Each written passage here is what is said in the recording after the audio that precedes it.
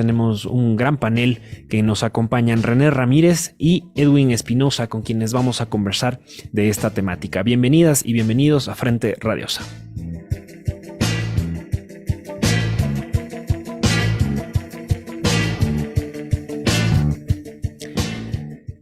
Bueno, el de hoy será nuestro tercer programa en torno a las consultas populares de este 20 de agosto. Como ustedes saben, se busca por una parte prohibir la minería metálica en las parroquias del Chocó andino, específicamente en el Distrito Metropolitano de Quito. Por otra parte, se pretende detener la extracción de petróleo en el Yasuní, específicamente en el ITT. Ambas consultas han desplegado un enorme debate público en el que, como hemos visto en programas anteriores, el modelo económico del país se pone de nuevo en cuestión.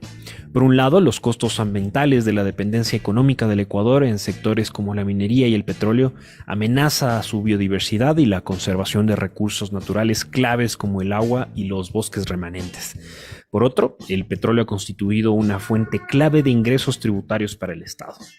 De esta parecería incluso difícil prescindir en la coyuntura actual, mucho más con un fenómeno del Niño en camino. Sobre esta base inicio la conversación y doy la bienvenida a René Ramírez, bienvenido a Frente Radiosa. Quisiera empezar contigo esta conversación respecto a estas consultas también en el contexto del cambio de matriz productiva para el país. Y te hago muy puntualmente esta consulta, que es que si puede la victoria del sí en estas dos consultas abrir la puerta para un Ecuador post-extractivo. Bienvenido a Frente Radiosa, escuchamos tus opiniones. Bueno, muchas gracias. Felicitaciones por el programa. Gracias por la invitación. Es un placer estar con ustedes aquí presente. Quisiera quizás antes de empezar el debate poner en contexto lo que debemos también discutir, ¿no? Porque generalmente se ha puesto el debate en extractivismo, post-extractivismo. Si bien es relevante, muy relevante la pregunta, creo que hay que adentrarse más en lo que está en juego en el modelo de país que queremos, ¿no? Y eso implica pensar qué tipo de transformaciones estamos debatiendo, ¿no? Y si es que uno le ve desde una manera un poco más macro, uno puede señalar que las transformaciones en disputa política son irnos a lo que un grupo denomina la modernidad capitalista. Otro grupo, una segunda alternativa es irnos a una modernidad alternativa, podría decir Bolívar Echeverría, ¿no? El tercer grupo sería irnos a una alternativa a la modernidad, ¿no? Y un cuarto grupo de lo que implicaría lo que está en juego en la transformación es la construcción de lo que podríamos llamar un neofascismo neoliberal capitalista, ¿no?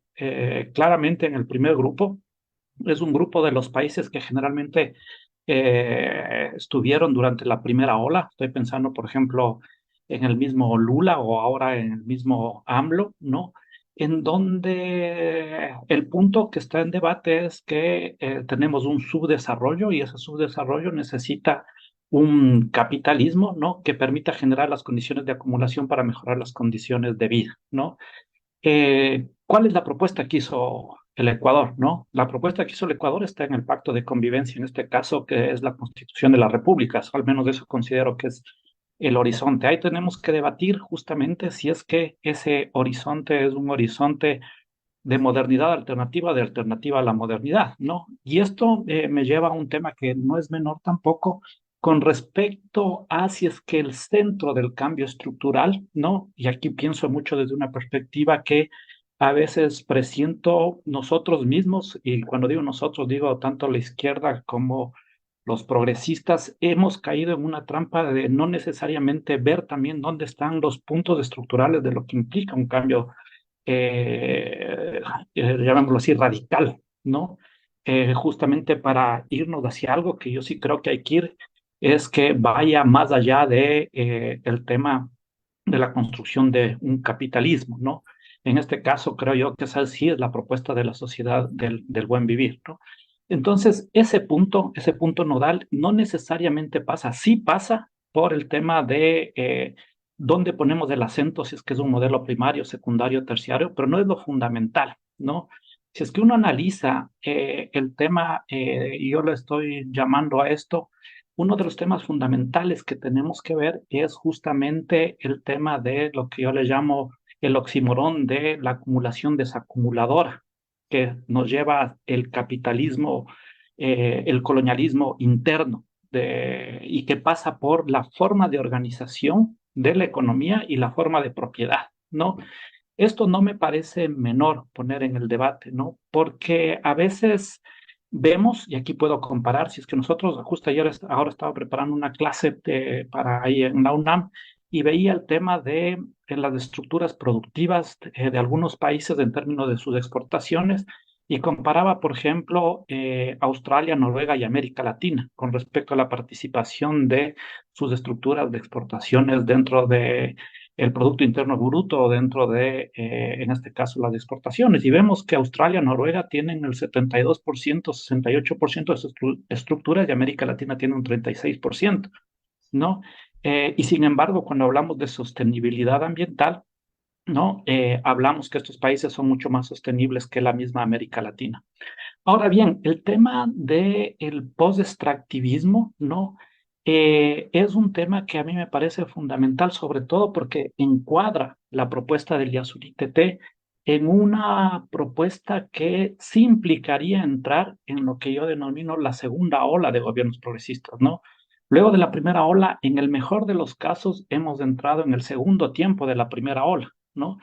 Y lo que me refiero a esto es algo que ya hace algún tiempo había señalado, justamente la propuesta de INTP pone una cuestión que es demasiado estructural, no solo para el caso ecuatoriano, ¿no? Sino a nivel mundial, ¿no?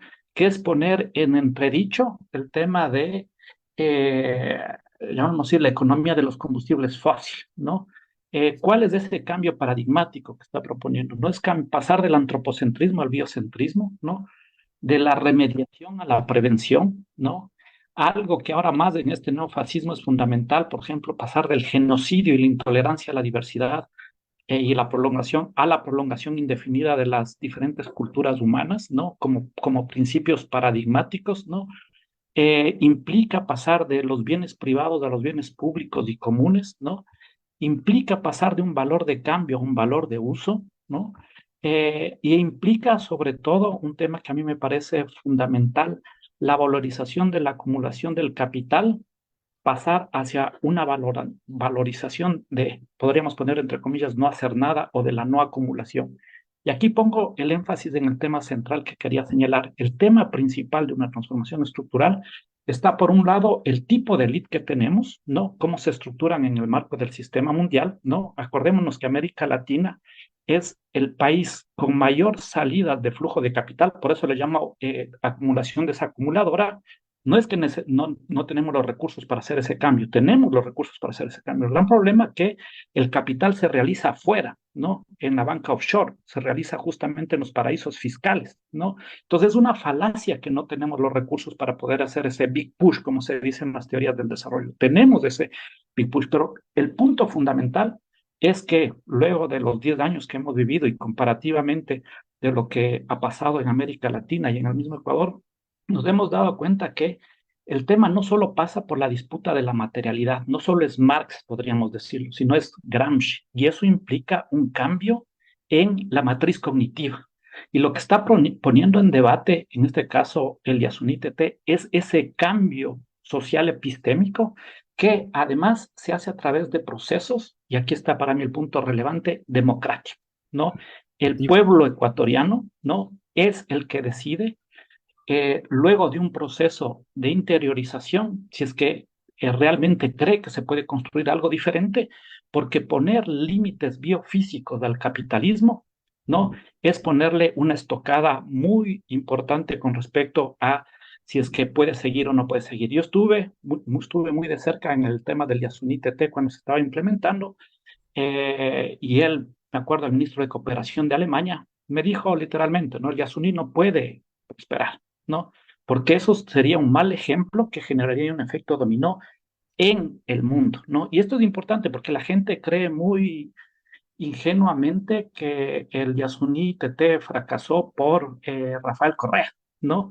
o por la revolución ciudadana, ¿no? Eso es no entender dónde están las relaciones de poder reales a nivel mundial, ¿no? Esto no puede prosperar porque es un muy mal ejemplo y peor si es que viene a través de un proceso democrático en el que decide la sociedad y lo que representaría es este cambio en la matriz cognitiva que se necesita para hacer transformaciones estructurales. Es sumamente interesante lo que trae esa colación, René, porque finalmente yo lo tomo, lo que tú mencionas, el Yasuní nos permite discutir varias cuestiones. Hemos puesto sobre la mesa el cambio de matriz productiva, pero tú has planteado algo acá, ¿no? Algo más grande, como incluso un cambio de paradigma a nivel global. Y sobre eso me sumo, estimado Edwin, bienvenido a Frente Radiosa, y te hago la siguiente consulta. ¿Cómo podríamos pensar a partir del Yasuní, del Chocó andino, el cambio de matriz productiva a la luz de lo que ha pasado en Ecuador y el mundo en esta última década desde que se ha discutido? Ya no es el mismo contexto, ni el mismo país, ni el mismo mundo que hace 10 años. O sea, hay toda una crisis climática, hay todos unos cambios que se han ido transitando hacia ello. Por favor, escuchamos tu lectura. Bienvenido a Frente Radiosa. Sí, muchísimas gracias por la invitación. Muy buenas noches a todos los que están escuchando estas intervenciones. Verán, no concibo, al menos no directamente, una victoria en la consulta que yo espero y aspiro que se dé. No la concibo como una especie de primer paso hacia un cambio de matriz productiva. No lo veo, no veo por allí la cosa. Pero sí considero que puede ser un primer pasito, bien chiquitito, pero sumamente importante, para cambiar paradigmas de pensamiento respecto a cómo estamos insertados en la matriz mundial productiva. No sé si me hago entender. El hecho de comenzar a priorizar la biodiversidad por encima de los ingresos ya es un cambio de paradigma bastante fuerte. Y nosotros estamos, como tú lo decías, en un momento ya distinto hace 10 años atrás. En este momento ya los mercados financieros, sé que por intereses más que por ideales, por decirlo de una manera un poco hasta ingenua, ya consideran esos mercados financieros la venta de servicios ambientales. Nosotros tenemos servicios ambientales que ofrecemos al mundo mediante los bosques nativos, los bosques amazónicos, que son ese servicio principal es la captura de carbono. Eso ya hace rato se está negociando mediante bonos de captura de carbono. Yo estuve leyendo que Bill Gates paga entre, no recuerdo si era 2 o 5 millones de dólares, pero una cifra bastante fuerte, anualmente en bonos de captura de carbono por el hecho de viajar en su avioncito privado. Y Bill Gates no es el único que lo hace. Sé que muchos de estos compradores de bonos de carbono son también tenedores de bonos de carbono y lo que les interesa es que este sistema, que algunos lo llaman una nueva especie de acumulación originaria de nuevo estilo, ¿no? Una apropiación de las grandes fortunas ahora apropiándose de los servicios ambientales, algunos lo ven de esa forma. Sin embargo, eso no significa que no podamos nosotros entrar también a vendedores de servicios ambientales. Sé que eso requeriría hasta cambios constitucionales, yo lo sé, pero para mí, una de las cosas que se debe hacer luego de la victoria en la consulta es retomar la iniciativa Yasuní ITT. Eso dependerá mucho de quién gane las próximas elecciones, yo lo sé, ¿no? Si le interese o no le interese quién gane las próximas elecciones.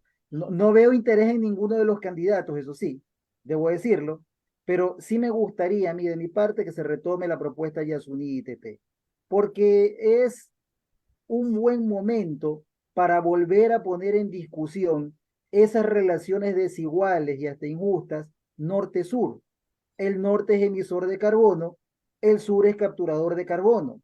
Nosotros, los que tenemos bosques tropicales húmedos, capturamos más o menos el 25% del carbono de la atmósfera, siendo que ocupamos el 10% del territorio, el 10% de la superficie terrestre. Por lo tanto, nosotros debemos ser compensados por este servicio que le prestamos a la humanidad. Y eso significaría, ahí sí, un cambio de paradigma. No sabría si decir productivo, porque no sé si califique la palabra producción dentro de esto. No sabría si llamarle producción. Pero en todo caso, una nueva forma de acumulación, podríamos decirle así, ¿no? Una nueva visión sobre la obtención de ingresos, ¿no? Y sería hasta un cambio geopolítico, bueno, porque estamos hablando de que Yasuní sería un primer paso para poner en discusión las relaciones norte-sur, nuevamente, como se lo pusieron en los 70, ¿no? Como cuando con la teoría de la dependencia, nosotros decíamos que éramos pagados injustamente por nuestros recursos naturales que exportábamos al norte, que el norte nos pagaba a precio de baratijas y nos vendía a precio de oro lo que nos exportaba. Bueno, esta vez hay nuevos paradigmas. Nosotros ahora vendemos, nosotros ahora entregamos y gratis, no solo como a precios bajísimos, sino que gratis servicios ambientales que el norte disfruta, que hacen posible la existencia misma del capitalismo, porque el capitalismo nos hubiese matado ya hace rato a punta de emisiones de gases de efecto invernadero si no fuera por la captura de carbono que hacen los vegetales. Bueno, eso por no extenderme mucho más, si de pronto tienes alguna otra pregunta. Por supuesto, estimado Edwin. Voy a avanzar también como en la discusión, pero sí me interesa a partir de lo que tú mencionas, Edwin, que ponías sobre la mesa, ¿no? Este cambio además de paradigma que empata con algo de lo que mencionaba René. Y me interesaría volver a la misma pregunta que le hacía Edwin, estimado René, el hecho de que finalmente han pasado estos 10 años y tenemos todo un nuevo momento. ¿Cómo repensar entonces el proyecto del cambio de matriz productiva a la luz precisamente de este nuevo momento que vive el Ecuador y el mundo como tal? Bueno, o sea, aquí el primer punto que tenemos que ver es que este cambio de estos 10 años para Ecuador ha sido completamente desastroso, ¿no? Y obviamente aquí hay que ser muy claro que cualquier proceso de transformación, esto no gusta escuchar mucho a la izquierda, necesita mucha acumulación para hacer la transformación, ¿no? Y peor aún cuando te dejan tan Creo que acabamos de perder la señal de René.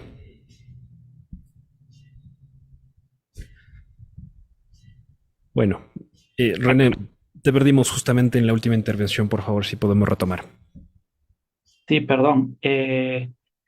Bueno, lo que señalaba es que justamente lo que hay que primero señalar es que no nos quedamos como nos quedamos en el 2017, que la verdad ha pasado 6, 7 años ya ahora prácticamente que dejan el país realmente muy mal parado, ¿no? Cuando estuvimos en la Secretaría de Planificación hicimos el análisis de lo que se necesita para satisfacer necesidades básicas y eran, créanme, decenas de miles de millones simplemente para la salud, educación, vivienda y alguna cuestión adicional. Entonces, obviamente que se necesitan recursos para hacer esa transformación, ¿no? Entonces, en ese marco, algo que he visto está surgiendo mucho en el debate es que si es que no hay Asuni ITT, nosotros tenemos que generar fuentes adicionales, ¿no? Como que si fuese realmente una cosa por otra, ¿no? En general, Ecuador necesita todas las fuentes que sean necesarias para generar el bienestar de la población, ¿no? Entonces, para mí me parece una vez más ese un falso debate, ¿no? El tema que resulta fundamental acá es justamente el ejemplo que se da. Es una cuestión mucho más de carácter simbólico en las relaciones, inclusive mundiales, ¿no? Como señalaba inclusive Edwin, como que siempre ha sido uno de los puntos nodales, nosotros necesitamos una nueva subjetividad de construcción de lo que es el valor en este caso social, ¿no? Y lo que ha planteado Ecuador al mundo es justamente decir que lo que importa, que acá hay que leer el libro de cómo se construye.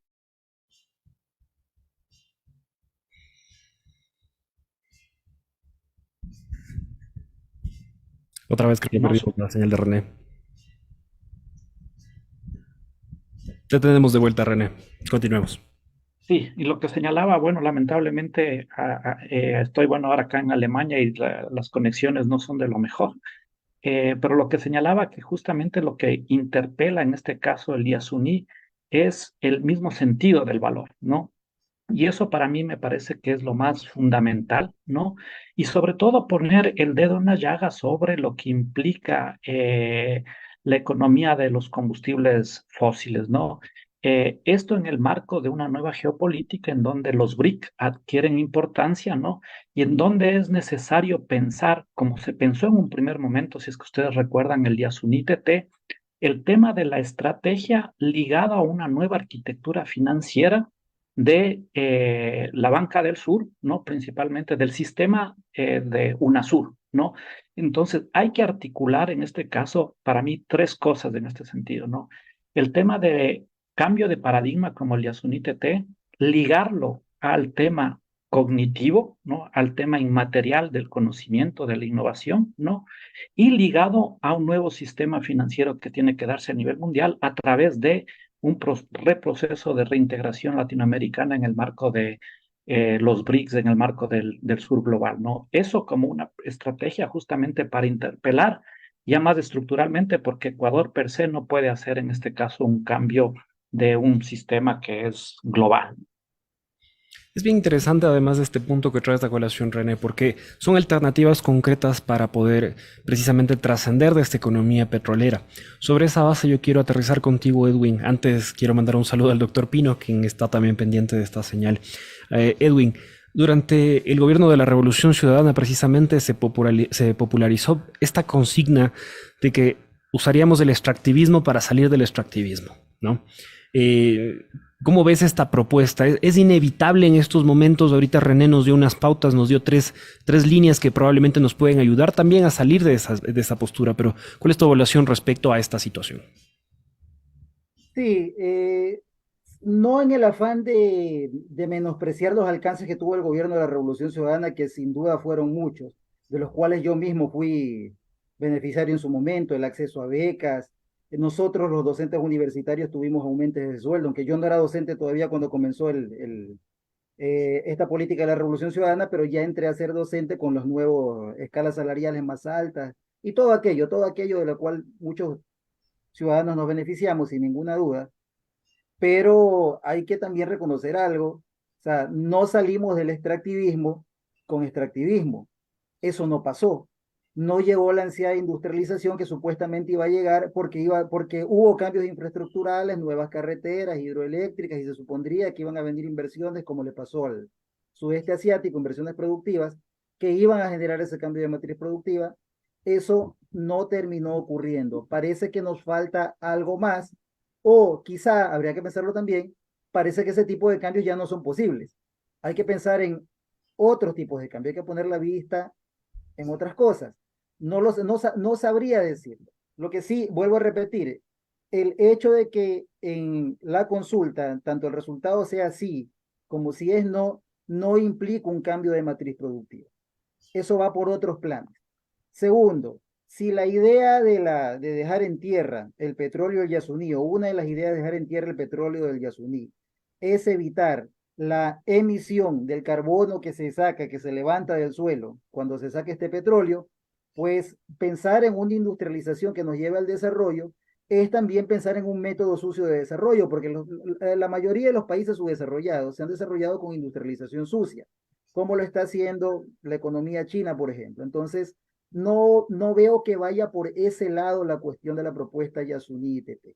Yo creo que la propuesta Yasuní ITT va más allá de eso, como lo decía René, va dentro de una visión de otro tipo de valoración, otro tipo, valorar de otra manera las cosas, ver de otra manera el valor. Es que el valor no pasa solo por las ganancias en dinero, no todos los bienes cuestan dinero, no todo se valora en dinero. Y puedo poner ejemplos hasta que son económicos, pero a la vez suenan hasta medio románticos, ¿no? ¿Cuánto cuesta tener viva a nuestra abuelita, por ejemplo? ¿Cuánto cuesta tenerla viva? Cuesta todo el dinero del mundo, o sea, o no cuesta nada, no cuesta un centavo. No hay manera de valorar eso. Entonces, ¿cuánto valoramos nosotros tener el sitio con mayor biodiversidad por metro cuadrado del planeta? ¿Cuánto vale eso? Pues el ejemplo es parecido. No vale nada, no gano ningún centavo con eso, pero también vale todo. O sea, vale muchísimo. Digo, ¿cuánto pagamos por hablar el idioma que hablamos? ¿En qué academia lo aprendimos? No lo aprendimos en ningún lado. Nos lo dio la naturaleza a través del amor de nuestra madre, a través de una relación natural formada por milenios, que son las relaciones, por millones de años, las relaciones madre-hijo. ¿Cuánto cuesta el valor de la compañía de nuestros seres queridos? Pues vale todo y a la vez no vale nada. No pagamos nada por no pago nada, uno no paga nada por el amor sincero.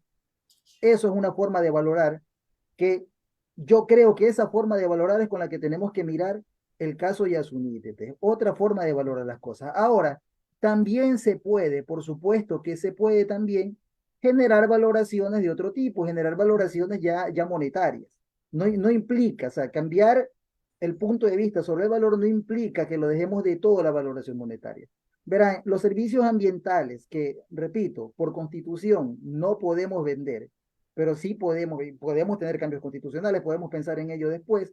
Los servicios ambientales sí tienen un precio. El famoso informe Stern, que nos habló, uno de los primeros que nos habló sobre la necesidad de protegernos contra el calentamiento global, estimaba que por cada tonelada de CO2 que se emite a la atmósfera, se generaban daños económicos por $85. Destruir los activos naturales generaba pérdidas anuales por 2.5 trillones de dólares. El valor esto no es el informe Ster, sino el Instituto Nacional de Investigación Agrícola de Francia estimaba que el valor de la polinización que hacen las abejas alrededor del mundo, si las abejas no lo hicieran, nos costaría a los seres humanos 153 billones de euros anuales. Es decir, se puede, yo sé que es moralmente discutible, pero se puede generar valor monetario, se puede estimar, perdón, valor monetario para los servicios ambientales. Y yo creo que después de la propuesta Yasuní-TT, es allá hacia donde deberíamos mirar. Nosotros somos prestadores de servicios ambientales y los hacemos gratuitamente. ¿Por qué no empezar a valorar nuestros activos ambientales y con soberanía, claro está, y sé que esta es la parte difícil, ¿sí? No somos un país financieramente fuerte, no somos un país geopolíticamente fuerte, pero yo creo que son esos los cambios estructurales que necesitamos tener para entonces pasar ahora sí a la venta de activos ambientales. Y eso pasa por algo, como somos débiles, como somos chiquitos, eso pasa por la unión, por el trust, por la cartelización de todos los países que prestamos servicios ambientales, empezando por los países amazónicos. Por tanto, yo creo, y yo sé que esto es un poco soñar despierto, yo creo que tanto Colombia, Ecuador, Brasil sobre todo, y Perú deben juntarse para discutir este tema. Deben juntarse para pedirle al mundo esa compensación que necesitamos por tener, por cuidar y proteger el Amazonas. Así, buena Una cuestión parte que, de por la... ejemplo, Lula y Petro ya están trayendo también a colación. Por supuesto, por supuesto. Y nosotros debemos sumarnos a esa nueva cartelización impensable en décadas atrás. Bueno, en décadas atrás era el cartel del petróleo, eran cosas así las que pensábamos. El cartel de las materias primas, el cartel extractivista era antes. Que no digo que esté mal, solo que eran otros tiempos, no digo que haya estado mal. Pero Así es. estamos ya caminando hacia un futuro y hay que mirar ese futuro y hay que pensar como bloque en ese sentido. Hay que pensar con una estrategia geopolítica que nos lleve a nosotros, el sur, nosotros, los que limpiamos el planeta, vamos a empezar a cobrar por limpiar. Eso sería. Tal vez por la coyuntura que vive el país, cártel no sea la mejor palabra, pero Muy lo bien, podemos esa pensar palabra. de eso un poco más en el siguiente bloque. Nos vamos en este momento a una pausa. Envío saludos a Jorge, a Liz, a Diego y a Sebastián, quienes nos están siguiendo aquí en Frente Radio. O sea, nos vamos a una pausa.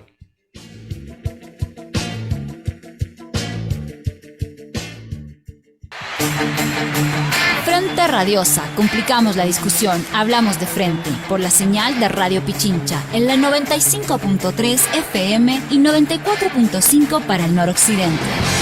No lo soñé.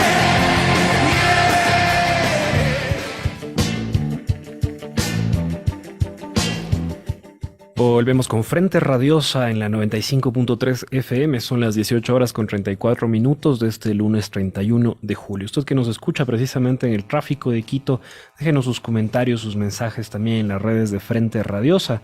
Estamos en un interesantísimo panel. Consultas populares, extractivismo y nueva matriz productiva junto a René Ramírez y a Edwin Espinosa. En el anterior bloque habíamos conversado de la necesidad de este bloque latinoamericano, una coalición regional que pretenda cambiar la economía latinoamericana y poner estos nuevos paradigmas sobre la mesa a discusión. Yo consulto a ti, René, también pensando ya en clave latinoamericana. Otros países están pensando estas discusiones, están planteando estos temas sobre la mesa. ¿Cómo se está pensando esto a nivel de la región como para poder ponerlo en contexto y que el Ecuador en un mejor momento, sin dudas, pueda también sumarse a esta ola? Mira, voy a hacer quizás contestar tu pregunta y también voy a retomar algo de lo que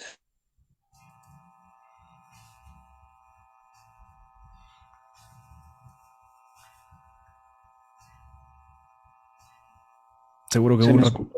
Ahí te tenemos de nuevo. perdón, lo que estaba señalando yo justamente es que todavía no hemos entrado en una segunda ola de gobiernos progresistas, ¿no? Estamos en el segundo tiempo de la primera ola y esto implica hacer o que suceda lo que realmente pasó durante la primera ola, que hubo un ingenio, ¿no? de creatividad que generaron políticas públicas muy transformadoras, innovativas, revolucionarias, ¿no?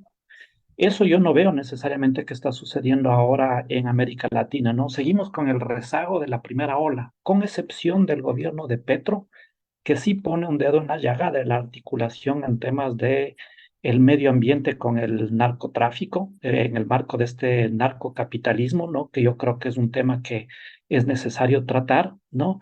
Pero obviamente se da la posibilidad de una nueva articulación de UNASUR, de la CELAC, que son fundamentales para una transformación radical cuando llega en este caso Lula da Silva y en el marco justamente de los BRICS, en donde Brasil está jugando un rol fundamental a través de Dilma y sobre todo su banca de desarrollo, ¿no? Entonces creo que ahí se abre un tema muy amplio y algo que resulta fundamental también es esa interpelación que se hace a nivel mundial del dólar, ¿no? A través de nuevos sistemas financieros y a través justamente de buscar nuevas unidades monetarias de intercambio, principalmente a través del yuan, ¿no? O a través de esta moneda que se habla a nivel regional. Ahora bien, yo sí quiero volver a poner el debate sobre, se habla mucho del cambio en la matriz productiva, de los recursos, pero también hay que ver una vez más para qué, ¿no? Y si es que realmente en qué medida estamos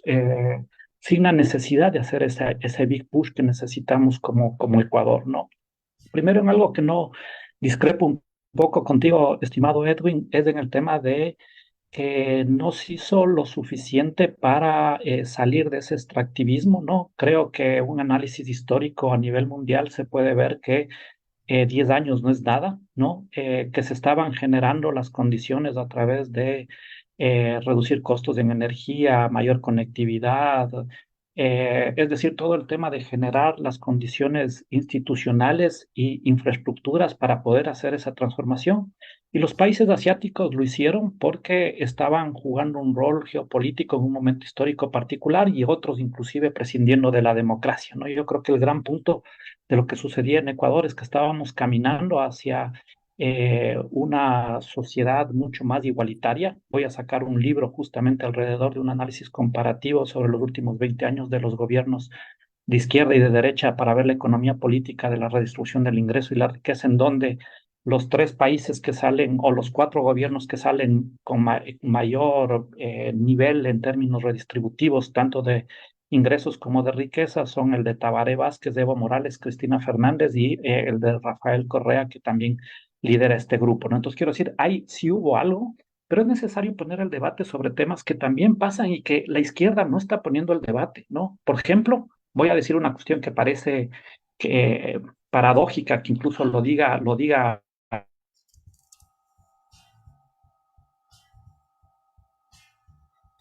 Como hoy la radio tuvo un sabotaje en la luz eléctrica, estamos ya un poco con el trauma. Esperemos que se conecte Aló, nuevamente, René. Ahí te tenemos de sí, vuelta, René, gracias. solo quería decir este tema, ¿no? El tema de que algo que parece revolucionario en Ecuador es meter mercado en Ecuador es revolucionario, ¿no? ¿Y a qué me refiero con esto? No, no en aquellos bienes de primera necesidad o los que garantizan derechos, ¿no? Sino en los otros tipos de bienes. Si es que uno hace el análisis comparativo de la concentración de mercado de Europa, está alrededor, las 20 empresas más importantes tienen alrededor de un 30% de la participación de mercado, ¿no? En Ecuador se tiene alrededor del 70-80%. Pero además con esta lógica, una vez más, que es uno de los temas más estructurales de la economía ecuatoriana, que es el rentismo, ¿no? El rentismo financiero y el rentismo de intermediación que no genera valor agregado. Pero lo peor de todo es que tenemos todavía el rezago colonial, por eso utilizo mucho este concepto de Pablo González Casanova del colonialismo interno. Se genera una realización del capital después de depredar, después de a la sociedad ecuatoriana y al medio ambiente en el exterior, afuera, ¿no?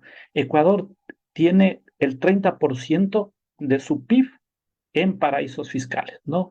A través de rentismos financieros. Entonces, es necesario también pensar en toda esa cantidad de recursos y a través de procesos de construcción de otro tipo de organización productiva que permita generar mejores condiciones de vida, ¿no? Entonces yo creo que ahí es fundamental en ese marco que Ecuador empiece a liderar algo que lo ha liderado durante buen tiempo en términos de generar nuevas propuestas, ¿no? Que permitan debatir América Latina y un tema central para mí es el tema de la ciencia, qué tipo de ciencia se necesita, ¿no? Yo no tengo miedo en la inteligencia artificial ni en los robots ni nada por el estilo, ¿no? De hecho, no creo yo que eso puede ayudar mucho a la humanidad. El tema es para qué esa ciencia, ¿no? Y yo creo que ahí justamente algo que un marco normativo que pusimos muy fuerte y que realmente ha pasado desapercibido y que ha pasado al olvido es el Oye, Código de Eugenio. Economía Social de los Conocimientos, la Creatividad y la Innovación, porque pone el dedo en la llaga del corazón del nuevo capitalismo, que es la propiedad intelectual, ¿no? Entonces, ese tipo de debates es necesario recuperar, pero no solo desde Ecuador, sino a través de la integración latinoamericana. Y aquí hay una discusión importante, finalmente, y que es cierto, las izquierdas no han planteado y en general una discusión respecto a alternativas estructurales y serias para precisamente salir de una economía extractivista. Lastimosamente, y a riesgo de casi caricaturizar también esta cuestión, varias de las alternativas cuando se habla del pasar de la economía petrolera, de la economía minera, es el turismo comunitario. ¿Alcanza este tipo de iniciativas? Pero me parece que no. Y sobre eso, Edwin, yo te hago la consulta. ¿Cuáles son campos por los cuales podríamos explorar también como país estas salidas productivas, estas salidas con las cuales podamos también tener otro insumo y otra capacidad de generar riqueza para el Ecuador?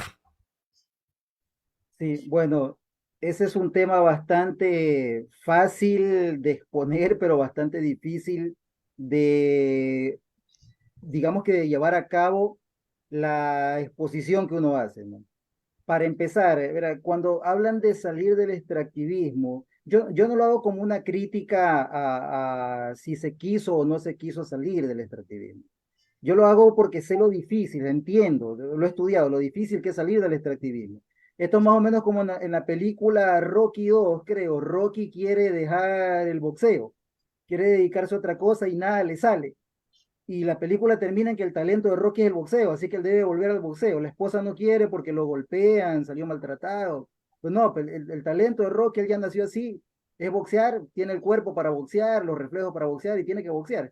Asimismo, si tenemos los recursos naturales que tenemos, qué difícil es no acatar la oferta global que nos pide que exportemos esos recursos. Entonces yo creo que así como hay que pensar en un cambio de paradigma productivo, que vuelvo a repetir, no sé si por ahí es que vaya la cosa, yo creo que hay que pensar también en cambios de paradigma respecto a la propiedad de los recursos naturales. ¿Acaso solo el Estado o solo desde el Estado debe decidirse qué se hace y no se hace con los ingresos y los recursos naturales? Sé que también va a sonar a soñar despierto y quizá más que lo que dije la vez hace minutos atrás, pero no sería bueno pensar en que aquellas comunidades que están asentadas sobre el petróleo, como son los Arayacu, como son los Zapara, y que se niegan al extractivismo porque se sienten perjudicados por este, no sería bueno pensar en hacerlos al menos copropietarios de este petróleo, sino propietarios absolutamente, son una privatización popular, por decirlo así, sino así al menos copropietarios o propietarios que paguen un elevado impuesto al Estado por la explotación de este petróleo, si decidieran ellos explotarlo y que sean ellos quien lo deciden, no una consulta. Ellos, como personas que viven en estas comunidades, que son propietarios de estos territorios. ¿No sería bueno pensar de pronto en eso, en un cambio de paradigma respecto a la propiedad de los recursos naturales? No solo con el hecho de qué hacemos con esto, vendamos el petróleo, industrialicémonos con este petróleo, porque como que eso, ese es un tren que a mi juicio ya se está yendo, ya se fue. La industrialización de ese tipo yo creo que ya está, digamos que es un paradigma superado. Entonces, yo creo que habría que pensar en eso, y eso a nivel local, pero también hay que pensar en nuevas formas de ver la propiedad a nivel global. En cuanto al carbono que sale para la atmósfera, ¿a quién le pertenece la atmósfera? La atmósfera es un bien común, y en los bienes comunes se cumple la ley, como dice el refrán Montuyo, por no ponerme muy técnico, dice lo que es de todos no es de nadie. Y efectivamente, eso ocurre con la atmósfera. Lo que es de todos no es de nadie, por lo tanto lo abusa el que tiene más poder. Y es abusado por quienes tienen más poder, que son las potencias del norte. Entonces sería bueno pensar también hacia afuera, también en lo global. ¿Cómo vamos a distribuir la propiedad sobre la atmósfera? ¿Quiénes son los dueños? Somos todos los dueños. ¿A qué tenemos derecho con la atmósfera? Porque es el gran sumidero de carbono que el norte desarrollado, repito, abusa y que nosotros nos encargamos de limpiar. Por lo tanto, yo no estoy hablando de privatizaciones, por si acaso, no es ese el espíritu de mi discurso, pero sí veo algo, verán, las izquierdas tienen que también ponerse las pilas en este sentido, porque hasta ahora son las derechas libertarias las que han propuesto, sé que no todos, no la que nos está gobernando en este momento, pero al menos en el Perú, recuerdo, se me fue el nombre de este señor, uno de los pensadores libertarios del Perú, propuso hacer a los indígenas propietarios de los recursos naturales en donde viven. Verán, la derecha lo está pensando. ¿Por qué no la izquierda? ¿Por qué no pensar en una revolución propietarista en ese sentido? Entonces, antes que se nos adelanten, pues, ¿no? Bueno, eso por ese lado.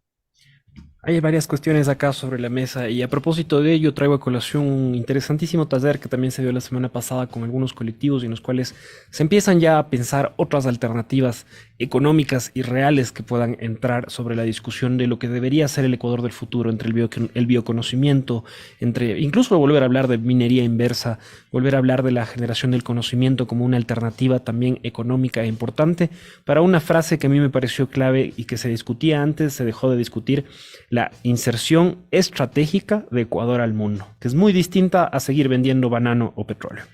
Saliendo de este paréntesis, me voy a una pregunta que me parece deberíamos aterrizarla y quisiera que esta sea para los dos, tanto para ti, Edwin, como para ti, René. ¿Cómo construir políticamente precisamente esta transición post-extractivismo? Más allá de ponerlo dentro de un plan de gobierno, ¿cuáles son los sujetos de esta transformación? ¿Cómo se puede construir y con quiénes se puede construir esto que sería el volver a pensar este Ecuador del mañana? Por favor, René, voy contigo. Sí, creo que eso es la pregunta principal, ¿no? Porque el problema económico no es económico, sino es político, ¿no? Y esto implica que tengamos conciencia de que nos necesitamos, ¿no? Eso,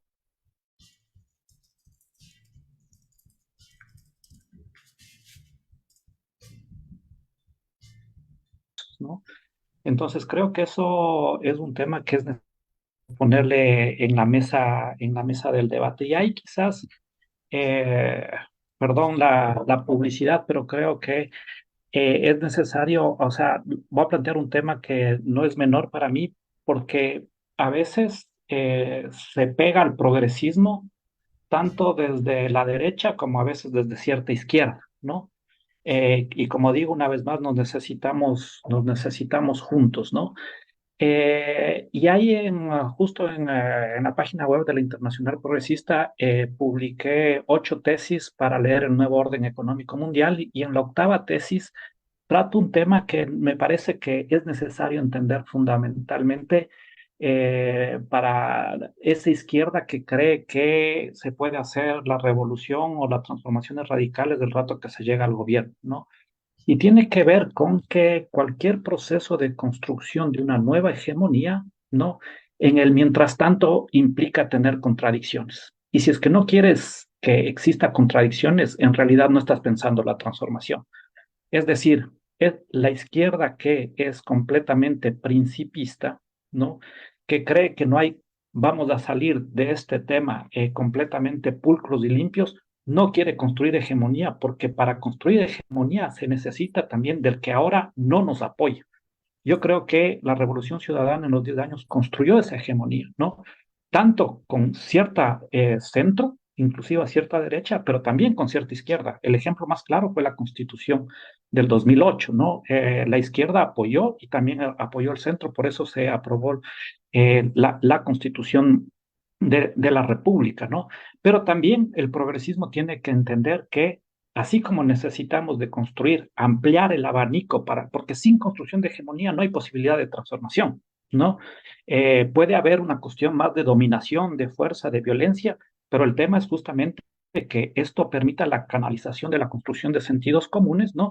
Y esos sentidos comunes canalicen procesos de largo aliento, ¿no? Entonces, el progresismo también tiene que entender que así como se intenta seducir a aquellos que no son parte del proyecto político, también tienen que estar buscando la unión de aquellos que están más próximos y que no suceda lo que sucedió en buena parte de los años, que es lo que se llamó la tragedia de la proximidad, ¿no?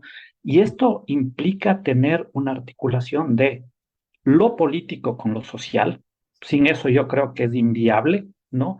Y a nivel regional de el concierto de estados sur-sur. En las propuestas que hace Edwin, que yo estoy completamente de acuerdo, eso es inviable sin cambiar la correlación del sistema mundial.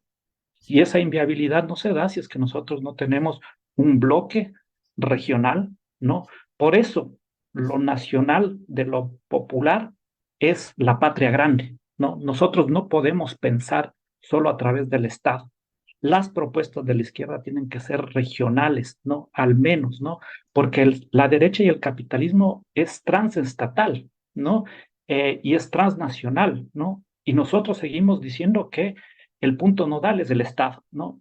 Ahí creo que estamos, comunidad de análisis, perdiendo el horizonte de la transformación social. Entonces creo que en ese marco, ¿no? Nosotros cuando fuimos presidencia pro tempore, propusimos, por ejemplo, un tratado mundial para un nuevo sistema científico, tecnológico y de innovación.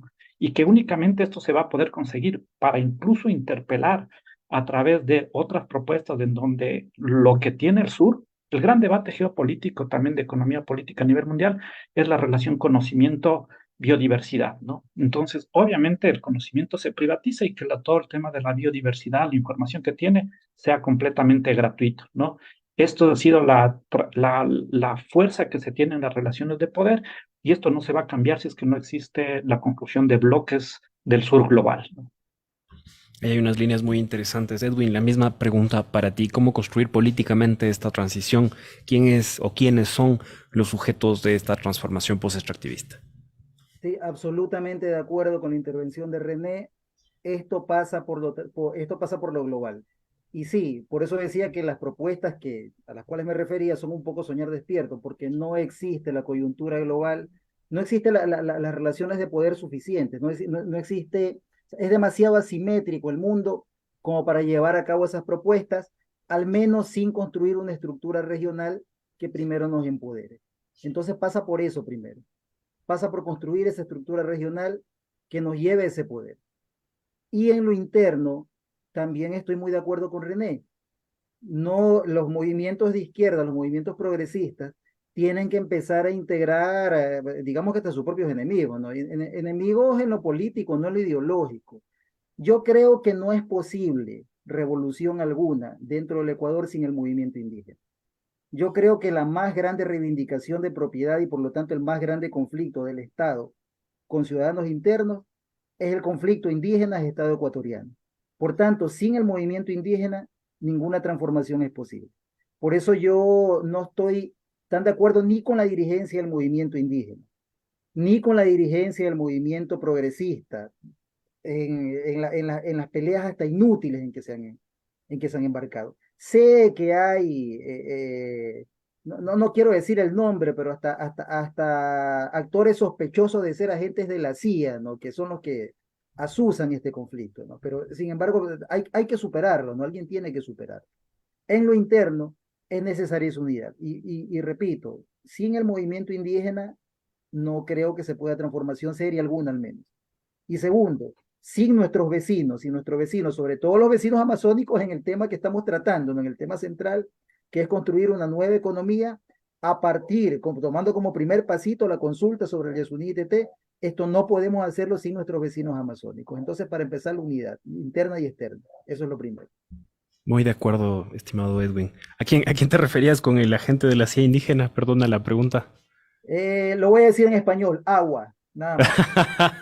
Ok, ok, ya se nos acaba el tiempo pasó volando en una conversación que fue riquísima con dos invitados de lujo. Quisiera un minuto para sus conclusiones, voy a empezar en cambio aquí a la inversa, estimado Edwin, para que nos puedas ayudar con tus conclusiones en esta conversación respecto a las consultas populares, el extractivismo y la nueva matriz productiva que queremos pensar para el Ecuador. Sí, ya no es rentable estar pensando solo en el extractivismo, hay que ampliar el horizonte, hay que sumarnos a las nuevas tendencias económicas y financieras globales y además de eso, hay que pensar también a ver con otros ojos al Yasuní. El Yasuní es más que dinero, es un valor no posible de medir de forma monetaria. Segundo, el norte le debe al sur. Eso hay que tenerlo en mente siempre en estas discusiones. El norte debe compensarnos. Entonces, Yasuní ITT, en su momento, la propuesta de Yasuní ITT pudo haber sido un hecho rupturista que no se dio. Bueno, estamos en el momento en que se den esta vez. Bueno, eso nada más de mi parte. Yo agradezco mucho esta invitación y muchísimas gracias a René y a todos, ¿no?, por haber estado juntos en este espacio. Gracias, estimado Edwin. René, por favor, el minuto de conclusiones de este programa.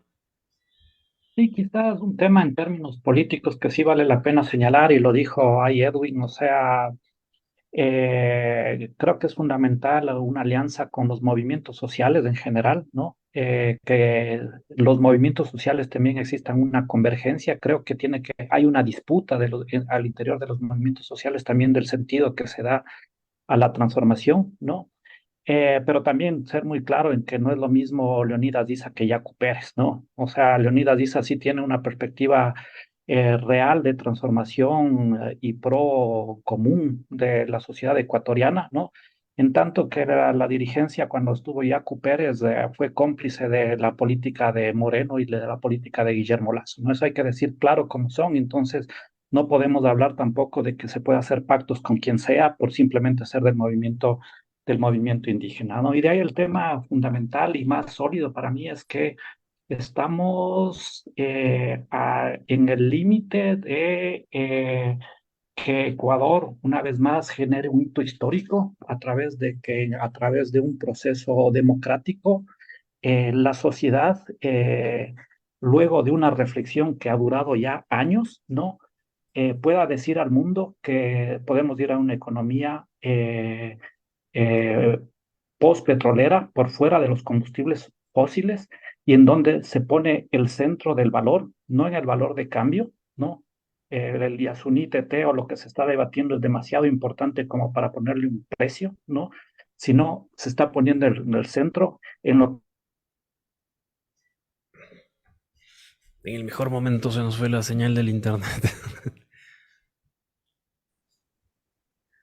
Te perdimos, René, justo en el último momento. Si nos puedes repetir esa frase, por favor. Sí, lo que señalaba es que justamente que el Yasuní ITT es demasiado importante, o la propuesta del Ecuador que ha hecho al mundo de los derechos de la naturaleza o del mismo Yasuní ITT es tan importante que no se le puede poner un precio, ¿no? Y que más bien se le está dando el valor que debería ser el horizonte de sentido de todo el progresismo, que es el valor de la vida y las vidas. Y lo que hace la consulta es justamente politizar para que se den estos debates, ¿no? Y a través de estos debates ampliar el horizonte de posibilidad de lo que realmente puede ser otro tipo de sociedad, ya sea una modernidad alternativa o una alternativa a la modernidad. Muchísimas gracias a René Ramírez y a Edwin Espinosa, con quienes hemos conversado esta tarde de las consultas populares, el extractivismo y la nueva matriz productiva para el Ecuador. Yo dejo un mensaje de conclusión, y es que hay una deuda histórica que el norte global debe saldar con el sur global. Y hoy el progresismo debe pensar estas nuevas discusiones, volver a hablar en el Ecuador del cambio de matriz productiva, más vigente que nunca esta discusión, y adaptarla a estos debates que el siglo y la generación plantean. Esto fue Frente Radiosa. Como todos los lunes, nos vemos aquí en la 95.3 FM. Un abrazo. Una coproducción del Foro de los Comunes, Registro Aurora y Ecuador para Largo. no lo soñé.